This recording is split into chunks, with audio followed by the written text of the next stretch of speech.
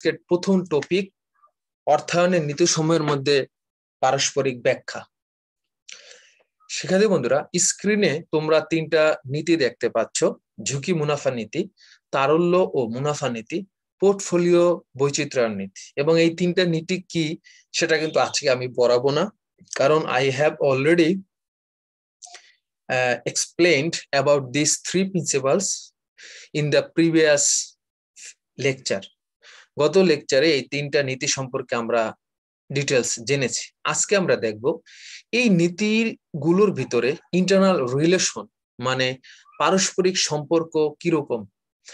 দেখা যায় ঝুঁকি মুনাফা নীতির সাথে তারল্য মুনাফার নীতি বা পোর্টফোলিও বৈচিত্র্যায়ন নীতির সাথে মিল আছে। তো অর্থায়নের এই বিভিন্ন নীতির ভিতরে পারস্পরিক সম্পর্ক আছে, সেগুলো ইনশাল্লাহ আমরা আজকের এই ক্লাসে আলোচনা করার চেষ্টা করব। শিক্ষার্থী বন্ধুরা, আমাদের প্রথম যেই বিষয়টা আমরা আলোচনা করব সেটা হলো তারল্য ও মুনাফা নীতির সাথে ঝুঁকি ও মুনাফা নীতির সম্পর্ক আমরা ব্যাখ্যা করার চেষ্টা করব। শিক্ষার্থী বন্ধুরা, তারল্য মুনাফা নীতির সাথে ঝুঁকি ও মুনাফা নীতির একটি সম্পর্ক আছে, এটা তোমরা জানো। কারণ একটি প্রতিষ্ঠানের এই তারল্য মুনাফা নীতি আলোকে যদি তারল্য বেশি রাখা হয়, অর্থাৎ চলতি সম্পদে বিনিয়োগের পরিমাণ যদি বেশি হয়, তাহলে মুনাফার পরিমাণ কমে যায় এবং সেই সাথে স্বল্পমেয়াদী ঝুঁকির পরিমাণও হ্রাস পায়। আবার একথাও সত্য যে যদি কোনো প্রতিষ্ঠানের তারল্য ঘাটতি থাকে বা দীর্ঘমেয়াদী সম্পদে বিনিয়োগের পরিমাণ বেশি হয়, তবে তার মুনাফার পরিমাণ বাড়বে, সেই সাথে স্বল্পমেয়াদী দেনা পরিশোধের ঝুঁকির পরিমাণও বেড়ে যাবে। তো তোমরা স্ক্রিনে একটা ছবি দেখতে পাচ্ছ। ধরো, উদাহরণের সাহায্যে আমি তোমাদের বিষয়টা একটু বুঝাই দিচ্ছি। ধরো, তোমার একটি গার্মেন্টস প্রতিষ্ঠান আছে যেখানে তুমি বিভিন্ন ধরনের শার্ট প্যান্ট এগুলো তৈরি করো। তো মাস শেষে তোমাকে কি করতে হয়, এই শার্ট প্যান্ট তৈরির জন্য পর্যাপ্ত পরিমাণ কাঁচামাল যেমন বুতাম, সুতা, কাপড়, এগুলো ক্রয়ের জন্য যথেষ্ট পরিমাণ নগদ অর্থ অর্থাৎ তারল্য বজায় রাখতে হয়। শুধু কি এজন্য না, তোমার কর্মচারীদের যারা তোমার প্রতিষ্ঠানে যারা কর্মচারী আছে তাদেরকে মাস শেষে কি করতে হয়, স্যালারি দিতে হয়। তো এখন তুমি যদি এই তারল্য নিশ্চিত করতে না পারো, তাহলে দেখা যাবে প্রতিষ্ঠানটি কর্মচারীদের বেতন পরিশোধ করতে ব্যর্থ হবে, অর্থাৎ অসচ্ছলতা ঝুঁকি তৈরি হবে। কারণ তোমার হাতে যদি তারল্যই না থাকে, অর্থাৎ তোমার হাতে যদি নগদ টাকা প্রচুর পরিমাণ না থাকে, তখন কিন্তু তুমি তাদেরকে কি করতে পারবা না, তাদেরকে তুমি স্যালারি দিতে পারবা না। এখন এই যে তুমি তাদেরকে স্যালারি দিতে পারতেছো না, এর ফলে তোমার কি হচ্ছে, তোমার একটা ঝুঁকি বাড়তেছে। সেই ঝুঁকিকে আমরা বলি অসচ্ছলতার ঝুঁকি, অর্থাৎ তোমার প্রতিষ্ঠানের দেউলিয়া হওয়ার একটা সম্ভাবনা বেড়ে যাবে। এবং কি তুমি যদি এই কাঁচামাল অর্থাৎ তোমার প্রতিষ্ঠানের শার্ট তৈরির, প্যান্ট তৈরির, কাপড়, বোতাম ইত্যাদি কাঁচামাল যদি কেনার জন্য নগদ টাকা না থাকে, তাহলে দেখা যাবে প্রতিষ্ঠানের উৎপাদনই বন্ধ হয়ে যাবে। তো এখানে কিন্তু সেই কথাটাই বলা আছে যে তারল্যর এই নিচে দেখো এখানে আছে, যদি প্রতিষ্ঠানে তারল্য ঘাটতি থাকে অর্থাৎ হাতে যদি তুমি ক্যাশ টাকা না রাখো, সেক্ষেত্রে কিন্তু স্বল্পমেয়াদী দেনা পরিশোধের ঝুঁকি বেড়ে যাবে। সেটা আমি কিন্তু পিকচারের মাধ্যমে ব্যাখ্যা করে দিলাম।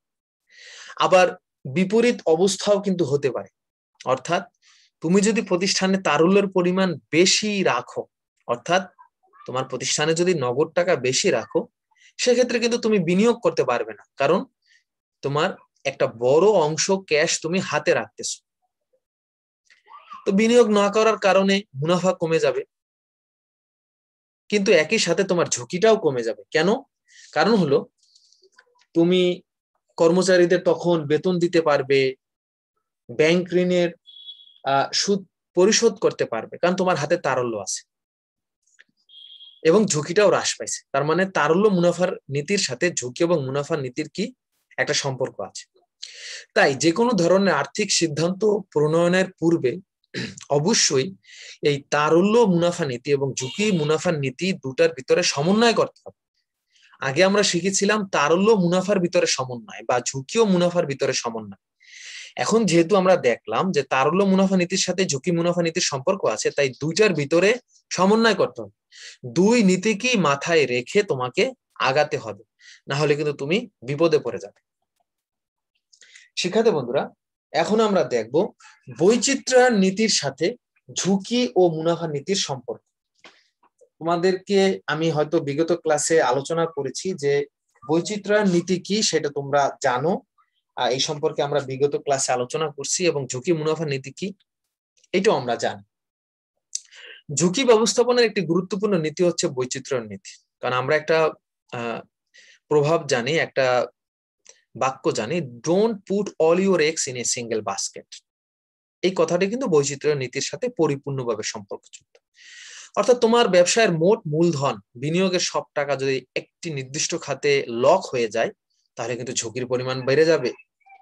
কারণ এই খাতে যদি কোনো আর্থিক ধ্বংস হয় বা কোনো লস হয়, তাহলে পুরো মূলধনটি কিন্তু তোমার ক্ষতিগ্রস্ত হয়ে যাবে।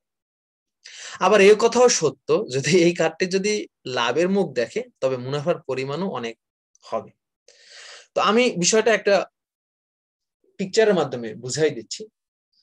ধরো তুমি একটি কোম্পানির শেয়ারে বিনিয়োগ না করে তুমি যদি একাধিক কোম্পানির শেয়ারে বিনিয়োগ করো, অথবা তোমার বিনিয়োগের টাকা কিছু অংশ তুমি বন্ডে বিনিয়োগ করলা, কিছুটা তুমি কোনো ফান্ডে রেখে দিলা, আবার কিছুটা তুমি শেয়ারে বিনিয়োগ করলা, তার মানে কি হলো, এর দ্বারা কোম্পানির তুমি একটা জায়গায় যদি ক্ষতি হয়, অন্য প্রজেক্ট থেকে সেই ক্ষতিটা পুষিয়ে নিতে পারো। অথবা ধরো তুমি একজন ফলের জুস উৎপাদনকারী প্রতিষ্ঠান, তুমি শুধুমাত্র আমের জুস উৎপাদন না করে আম, কমলা, আঙ্গুর ইত্যাদি বিভিন্ন জুস উৎপাদনের মাধ্যমে পণ্যের বৈচিত্র্যায়ন ঘটাতে পারো। এতে কিন্তু এই ঝুঁকি মুনাফা নীতির ঝুঁকি হ্রাস পাবে। তো এক্ষেত্রে তুমি বুদ্ধিমানের যে কাজটা করবে সেটা হলো মূলধনকে ছোট ছোট ভাগে ভাগ করে বিভিন্ন খাতে বিনিয়োগ করবে। এতে আমাদের কি হবে, ঝুঁকি হ্রাস হবে। কারণ একটি খাতে ক্ষতি হলে অন্য খাতের লাভ দিয়ে মুনাফার মুখ দেখা যেতে পারে। তাই আর্থিক ব্যবস্থাপক যারা আছে তারা বিনিয়োগের ক্ষেত্রে ডাইভার্সিফাইড ইনভেস্টমেন্ট করবে, অর্থাৎ বৈচিত্র্যায়ন নীতি অনুসরণ করবে। কারণ এর সাথে ঝুঁকি ও মুনাফার গভীর সম্পর্ক আছে।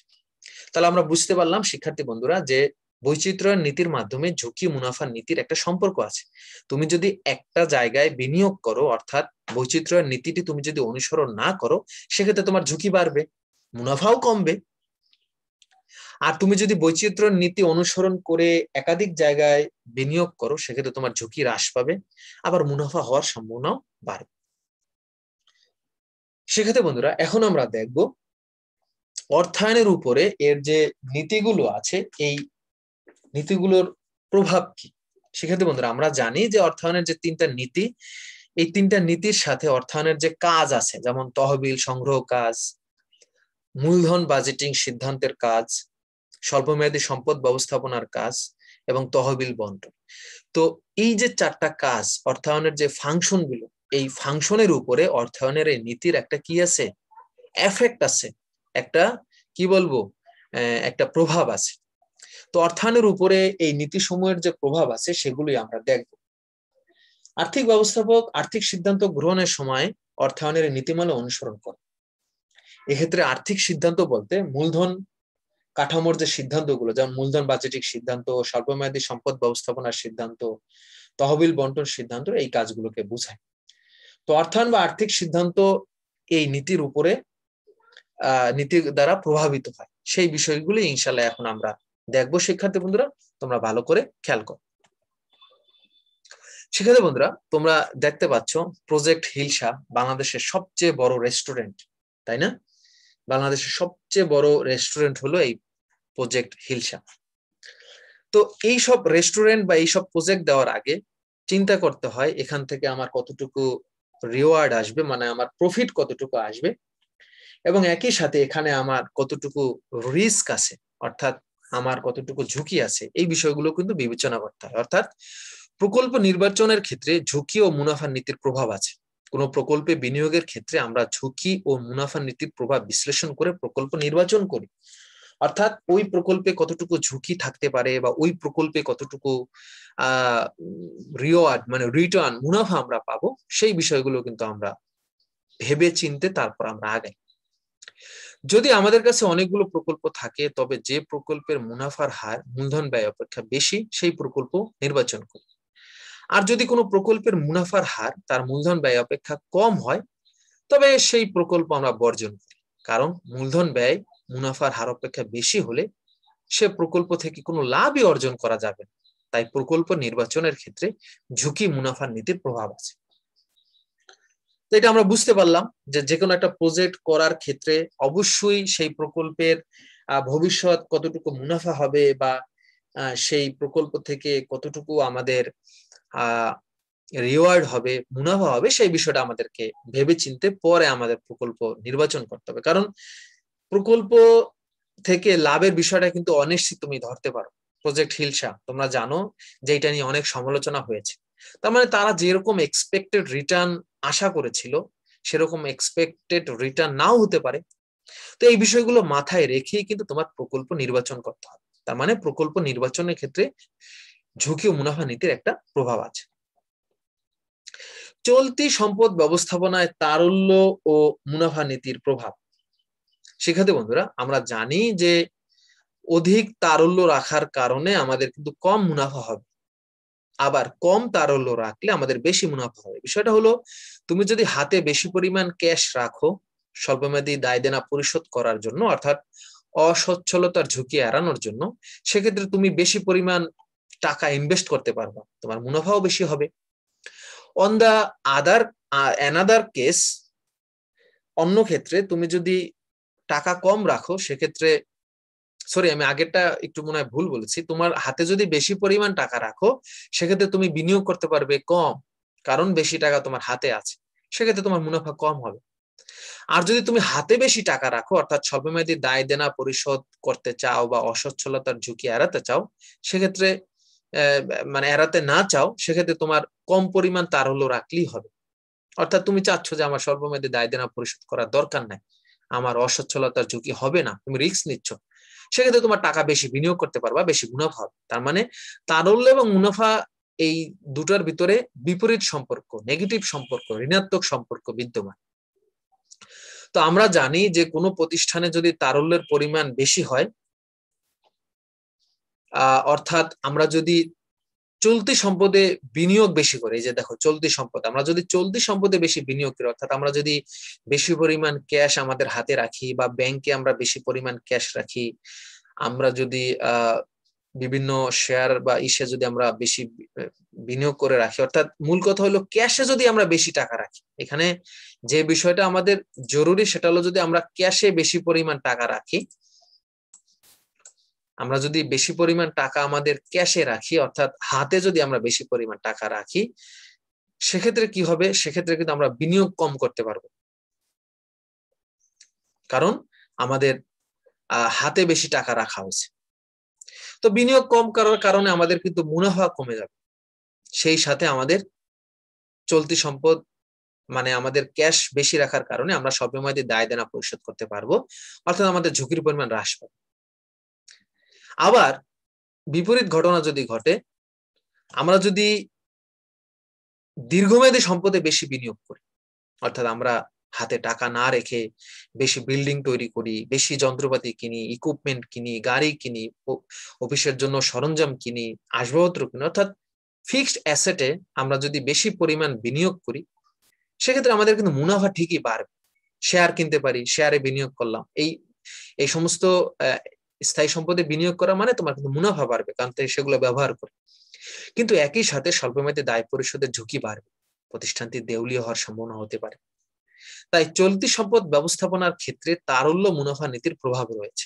অর্থাৎ তুমি চলতি সম্পদ কতটুকু রাখবে, স্থায়ী সম্পদ কতটুকু রাখবে, বা এই চলতি সম্পদ এবং স্থায়ী সম্পদ এগুলো ব্যবস্থাপনার ক্ষেত্রে তোমার তারল্য এবং মুনাফা মাথায় রেখে তারপর তোমার চিন্তা করতে হবে যে আমি চলতি সম্পদ কতটুকু রাখবো, আমি স্থায়ী সম্পদ কতটুকু রাখবো। এই চিন্তাটার ব্যাপারে তোমার তারল্য ও মুনাফা নীতির একটা কি আছে, প্রভাব আছে। মূলধন বাজেটিং সিদ্ধান্তের ক্ষেত্রে ঝুঁকি মুনাফা নীতির প্রভাব। শিক্ষার্থী বন্ধুরা, আমরা জানি যে দীর্ঘমেয়াদী যে বিনিয়োগ, মূলধন বাজেটিং মানে দীর্ঘমেয়াদী সম্পত্তিতে বিনিয়োগ করা।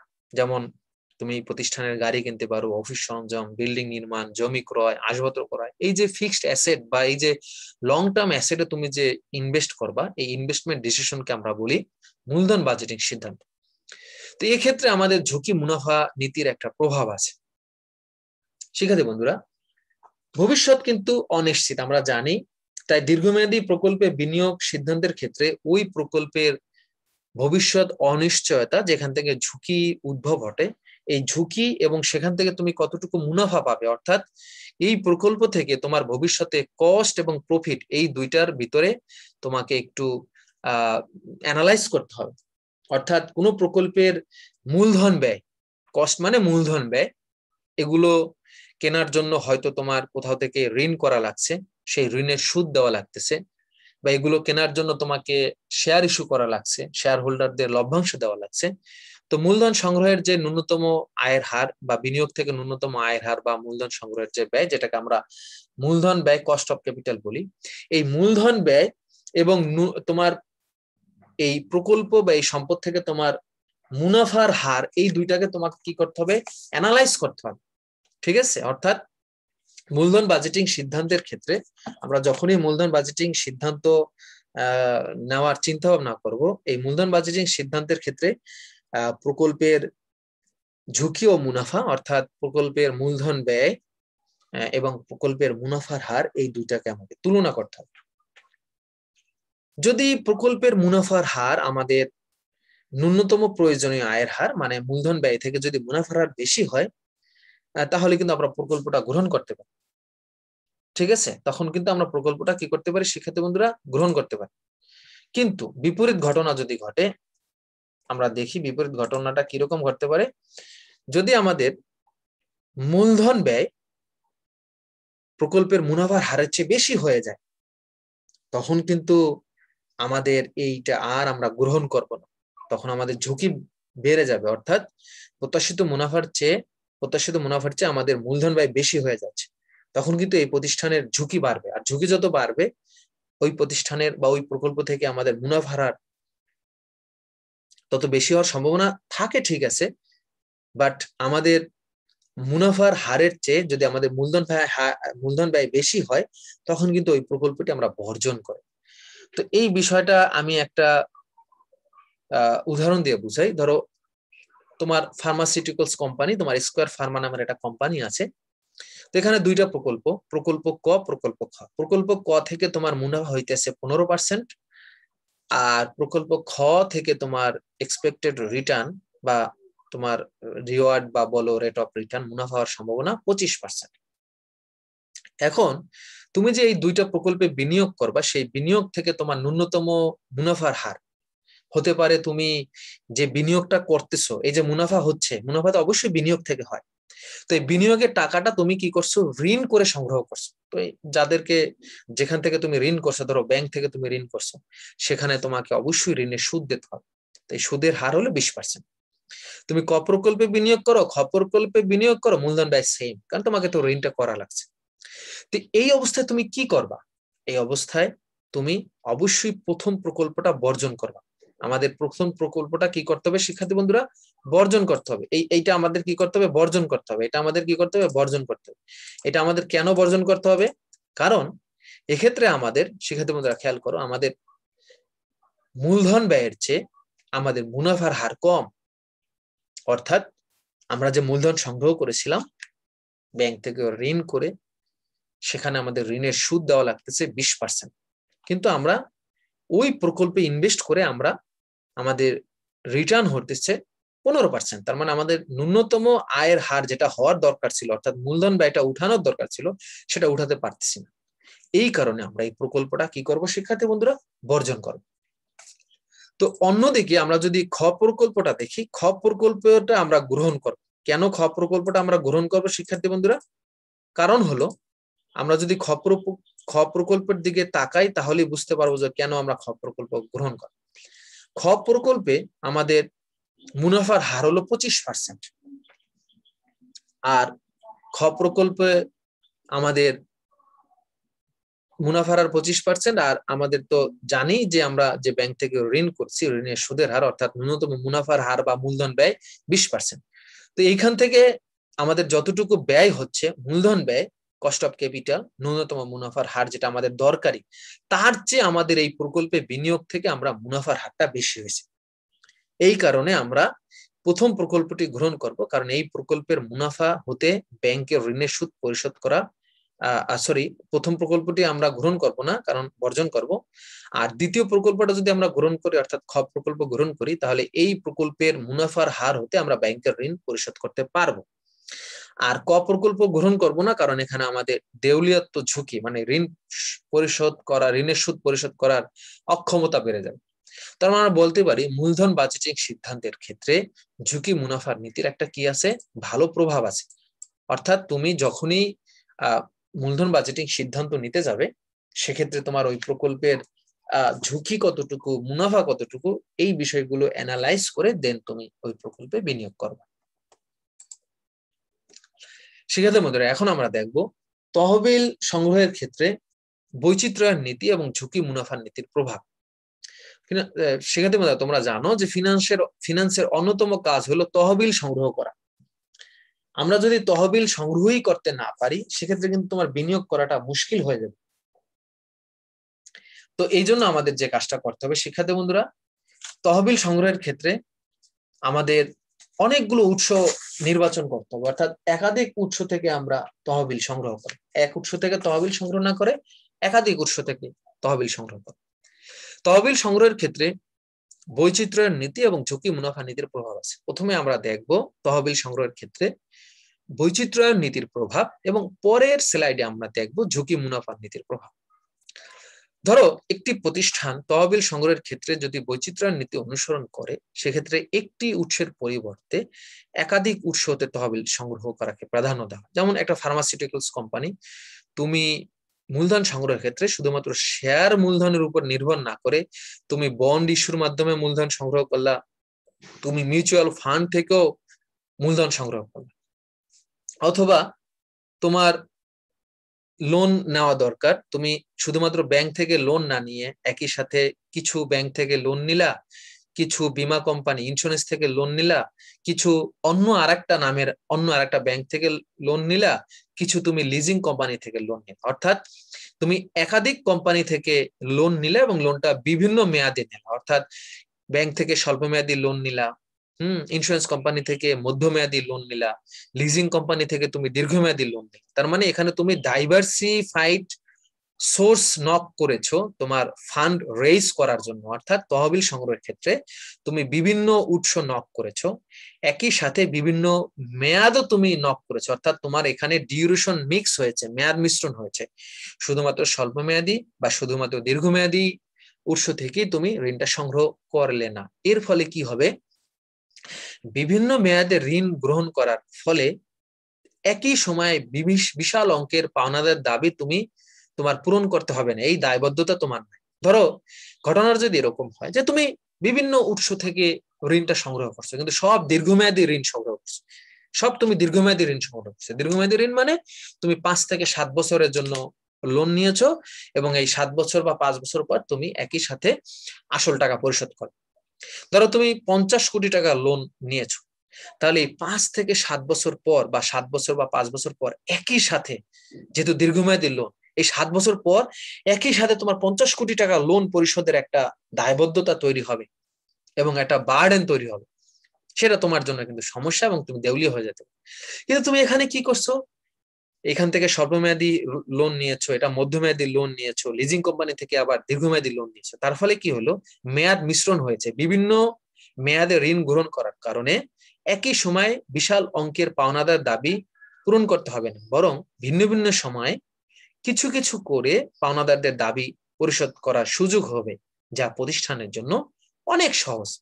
1 বছরের মাথায় ব্যাংকের লোন পরিশোধ করলা, 3 বছরের মাথায় ইন্স্যুরেন্স কোম্পানির মধ্যমেয়াদী লোন পরিশোধ করলা, এরপর 5 বছর বা 7 বছর পর এগুলো থেকে কিছু লাভ করলা, কারণ এটা তো তোমার একসাথে সব পরিশোধ করা লাগতেছে না। হ্যাঁ, সপ্তাহের বার্ডেন একসাথে আসে না।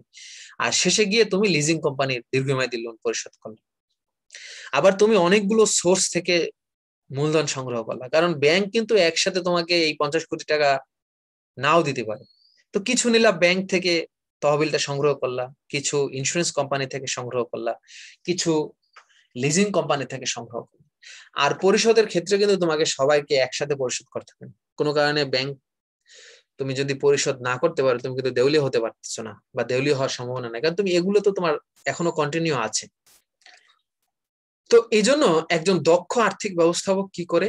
শেয়ার মূলধন, ঋণপত্র, ব্যাংক ঋণ, ব্যবসায় ঋণ ইত্যাদি সকল উৎসের ব্যবহার করে চমৎকার একটি পোর্টফোলিও ঘটায়, সম্মেলন ঘটায়, যার ফলে প্রতিষ্ঠানের তারল্য সমস্যাকে অনেকাংশে হ্রাস করা সম্ভব হয়।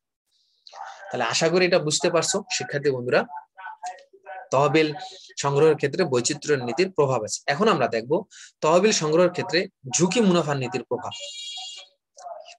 শিক্ষার্থী বন্ধুরা, ঝুঁকি ও মুনাফা নীতি অর্থায়নের সিদ্ধান্তকে প্রভাবিত করে। যেমন একটি ব্যবসা প্রতিষ্ঠান ঋণ মূলধন যদি গ্রহণ করে, তাহলে মুনাফার হার বৃদ্ধি পাবে। মনে রাখবা, ইকুইটি ফিন্যান্সিং বা ইকুইটি মূলধন শেয়ার মূলধনের চেয়ে তুমি যদি ঋণ মূলধনটা বেশি তোমার মূলধন কাঠামোতে রাখো, সেক্ষেত্রে কিন্তু তোমার মূলধনের খরচ অন্যান্য উৎস থেকে কম হবে। কারণ তোমরা জানো যে ঋণপত্র বা ঋণের সুদের উপর কর দিতে হয় না, এটা একটা সুবিধা। আবার যারা ঋণপত্র হোল্ডার, তারা কিন্তু দায় দেনার ক্ষেত্রে সবার আগে অগ্রাধিকার পায়। এই কারণে ঋণের সুদের হার লভ্যাংশের হারের চেয়ে একটু কম হয়। তো এটা একটা সুবিধা তোমার। এর ফলে কিন্তু তুমি মুনাফাটা বৃদ্ধি করতে পারতেছো। এই ঋণ মূলধন ব্যবহার করে তোমার মুনাফাটা বাড়ানোর একটা সুযোগ আছে।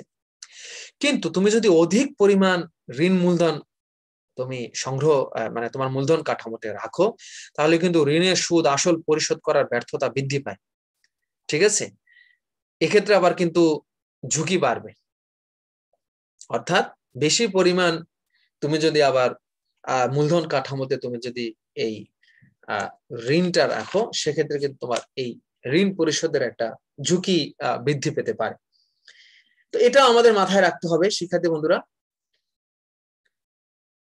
তাই আর্থিক ব্যবস্থাপক ঝুঁকি ও মুনাফার মধ্যে সমন্বয় সাধন করে কি পরিমাণ অর্থ শেয়ার মূলধন এবং কি পরিমাণ অর্থ ঋণ মূলধন সংগ্রহ করা উচিত, অর্থাৎ মূলধন কাঠামোতে কতটুকু ডেপ্ট ফিন্যান্সিং মানে ঋণ মূলধন থাকবে এবং কতটুকু শেয়ার মূলধন ইকুইটি মূলধন থাকবে, সেটা তোমাকে মাথায় রেখে তোমাকে তহবিল সংগ্রহ করতে হবে। কারণ আর্থিক ঝুঁকি হ্রাস করতে হলে অবশ্যই ঋণ মূলধনের ব্যবহার কমাতে হবে, তবে আবার একেবারে নীল করা যাবে না, কারণ ঋণ মূলধন ব্যবহার করার একটা সুবিধা তো তোমরা দেখতে পাবে। তার মানে আমরা বলতে পারি যে তহবিল সংগ্রহের ক্ষেত্রে বৈচিত্র্যায়ন নীতি এবং ঝুঁকি মুনাফা নীতির একটা বড় প্রভাব আছে। এবং তোমরা অপটিমাল ক্যাপিটাল স্ট্রাকচার সম্বন্ধে জেনেছো। কাম্য মূলধন কাঠামো, সেক্ষেত্রে বন্ধুরা আমি এইটা একটু এখানে লিখে দেই। কাম্য মূলধন কাঠামো, এই শব্দটা তোমরা কিন্তু প্রায় দেখে থাকবে, এখান থেকে অনেক সময় প্রশ্ন আসে। কাম্য মূলধন কাঠামো, কাম্য মূলধন কাঠামো, এটা কিন্তু তোমাদের শিক্ষার্থী বন্ধুরা প্রায় পরীক্ষা আসে। কাম্য মূলধন কাঠামো কি? তো কাম্য মূলধন কাঠামো হলো এমন একটা মূলধন কাঠামো যেখানে প্রতিষ্ঠানের সম্পদ সর্বোচ্চকরণ হয়। অর্থাৎ প্রতিষ্ঠানের আমাদের যে মূল লক্ষ্য সম্পদ সর্বোচ্চকরণ, সেই লক্ষ্যটা আমাদের অর্জিত হয় এই কাম্য মূলধন কাঠামোতে গিয়ে। তো কাম্য মূলধন কাঠামো বলতে বোঝায় এমন একটি মূলধনের মিশ্রণ বা এমন একটি মূলধন কাঠামো যেখানে মূলধন খরচ সবচেয়ে কম হবে এবং শেয়ারের মূল্য সবচেয়ে বেশি হবে। এটাকে অপটিমাল ক্যাপিটাল স্ট্রাকচার বা কাম্য মূলধন কাঠামো বলে। অর্থাৎ ডেপ্ট ফিন্যান্সিং বা ঋণপত্র বা ঋণ মূলধন ব্যবহার করার কারণে তোমার কিন্তু মূলধন খরচটা কম হবে। আবার শেয়ার মূলধনের মাধ্যমে কিন্তু তোমার শেয়ারের মূল্যটা তুমি বাড়াতে পারো।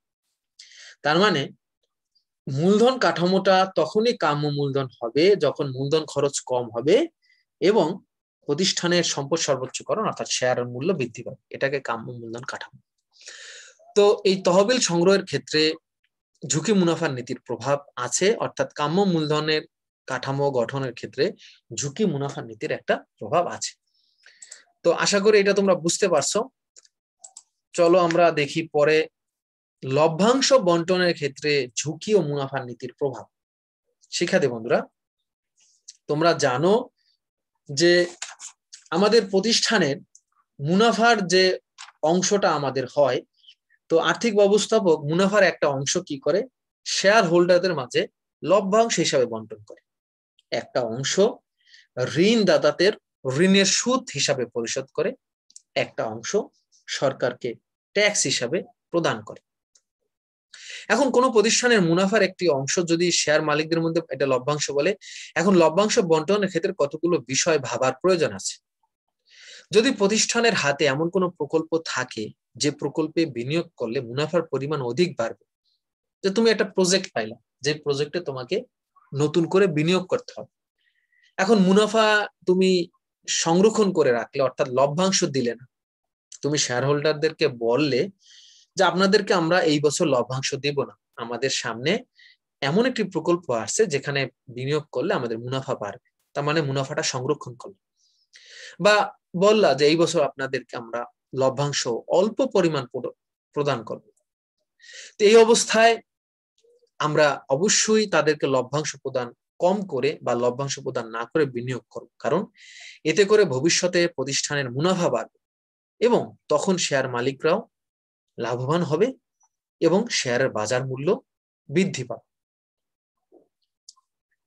তো অন্য ঘটনাও ঘটতে পারে, যদি মুনাফার বিরাট অংশ যদি আমরা লভ্যাংশ হিসেবে বন্টন করে দিই, সব অংশই যদি আমরা লভ্যাংশ হিসেবে বন্টন করে দিই, সেক্ষেত্রে প্রতিষ্ঠানের হাতে কোনো থাকবে না, টাকা থাকবে না, তখন ভবিষ্যতে প্রতিষ্ঠানের আর্থিক অসচ্ছলতা, এই যে দেখো সব টাকায় লভ্যাংশ হিসেবে বন্টন করে দিয়ে প্রতিষ্ঠানের অবস্থা এরকম হবে, কোনো হাতে কোনো টাকা থাকবে না, প্রতিষ্ঠান দেউলিয়া হয়ে যেতে পারে। তখন প্রতিষ্ঠানের আর্থিক অসচ্ছলতা বাড়বে, কারণ তখন প্রতিষ্ঠানের ঋণদাতাদের ঋণের সুদ পরিশোধ করতে পারবে না, দেউলিয়াত্ব ঝুঁকি বাড়বে এবং ওই অবস্থায় প্রতিষ্ঠানের ঋণ গ্রহণ করাটাও কঠিন হয়ে যাবে। তো লাভ্যাংশ বন্টনের ক্ষেত্রে অবশ্যই ঝুঁকি মুনাফা নীতিকে মাথায় রেখে প্রতিষ্ঠানের লভ্যাংশ বন্টন করা উচিত। অর্থাৎ প্রতিষ্ঠানের শেয়ার হোল্ডারদের কিরকম প্রত্যাশা আছে, শেয়ার হোল্ডাররা প্রতিষ্ঠানে বিনিয়োগ করে অবশ্যই কোনো লাভের জন্য, তাদের কতটুকু লভ্যাংশ দিব, ডিভিডেন্ড দিব, তাদের প্রত্যাশা অনুসারে সেটা হচ্ছে কিনা বা দিব কি না, এবং একই সাথে ঋণদাতাদের ঋণের সুদ, লাভজনক প্রকল্পে বিনিয়োগের সুযোগ, এই সকল কিছু বিবেচনা করে মাথায় রেখে তখন আমাদের লভ্যাংশ বন্টন করা উচিত। শিক্ষার্থী বন্ধুরা, এখন আমরা দেখব বিনিয়োগের ক্ষেত্রে বৈচিত্র্যায়ন নীতির ও ঝুঁকি মুনাফা নীতির প্রভাব। তোমরা জানো যে বৈচিত্র্যায়ন নীতি মানে হলো একটি জায়গায় বিনিয়োগ না করে বিনিয়োগটাকে একাধিক জায়গায় বিনিয়োগটা করা। এক্ষেত্রে কি হবে, এক্ষেত্রে কিন্তু তোমার ঝুঁকি হ্রাস পাবে, কারণ একটা জায়গায় বিনিয়োগ করে যদি তোমার ওখান থেকে মুনাফা না হয়, তাহলে কিন্তু অন্য জায়গায় তুমি মুনাফাটা পুষাই নিতে পারবা না। বাট তুমি যদি পোর্টফোলিও করো, একাধিক জায়গায় বিনিয়োগ করো, কিছু শেয়ার কিনলা, কিছু ঋণপত্র কিনলা, কিছু মাছ চাষে বিনিয়োগ করলা, কিছু অটো কিনে ছাড়লা, তখন কি হবে, একটা যদি ক্ষতি হয়ও বাকিগুলো দিয়ে তুমি পুষিয়ে নিতে পারো। বিনিয়োগের ক্ষেত্রে বৈচিত্র্যায়ন নীতি এবং ঝুঁকি মুনাফা নীতির প্রভাব আছে। কোনো প্রতিষ্ঠান যদি তার যাবতীয় মূলধন একটি নির্দিষ্ট খাতে বিনিয়োগ করে, তবে সে বিনিয়োগের ঝুঁকির পরিমাণ বেশি, কারণ সেই খাতে কোনো কারণে ক্ষতিগ্রস্ত হলে পুরো বিনিয়োগটি ধ্বংস হয়ে যেতে পারে, যা কোনো প্রতিষ্ঠানের জন্য বিশাল একটি ক্ষতি।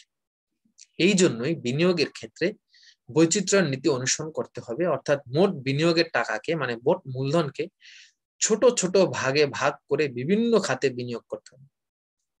এতে আবার ঝুঁকির পরিমাণও হ্রাস পাবে, তেমনি কোনো খাতে আর্থিক ক্ষতি হলে অন্য খাতে লাভ দিয়ে তা পুষিয়ে নেওয়া সম্ভব হবে। তাই বিনিয়োগের ক্ষেত্রে বৈচিত্র্যায়ন নীতির ও ঝুঁকি ও মুনাফা নীতির প্রভাব আছে। তো এটা তো তোমরা বুঝতে পারছো শিক্ষার্থী বন্ধুরা, যে বিনিয়োগের ক্ষেত্রে আমরা অবশ্যই চেষ্টা করব আমরা ঝুঁকি হ্রাস করার জন্য, এবং কিভাবে ঝুঁকিটা হ্রাস পাবে আমরা যদি বিনিয়োগটা বিভিন্ন খাতে বিনিয়োগ করি। তো এটা আমরা লাস্ট ক্লাসে বা লাস্ট লেকচারে আলোচনা করেছিলাম যে do not put all your eggs in a single basket, অর্থাৎ একটি ঝুড়িতে তুমি সকল ডিম রেখো না। ঠিক একইভাবে একটি জায়গায় তুমি বিনিয়োগ করো না, তুমি বিনিয়োগটাকে ছোট ছোট ভাগে ভাগ করে দাও, যাতে করে তুমি বিনিয়োগে বৈচিত্র্যায়ন আসে, বিনিয়োগে ডাইভার্সিফিকেশন আসে, এবং একজন আদর্শ বিনিয়োগকারী বা rational investor always tries to invest in a different projects or sectors to minimize the risk or to minimize the losses from one to another projects. তো সেখান থেকে বন্ধুরা আজকের ক্লাসটা আমরা শেষ করব। আশা করি আজকের ক্লাস থেকে তোমরা আমাদের যে দুটো শিখন ফল ছিল সেই দুটো শিখন ফল তোমরা বুঝতে পেরেছো, অর্থাৎ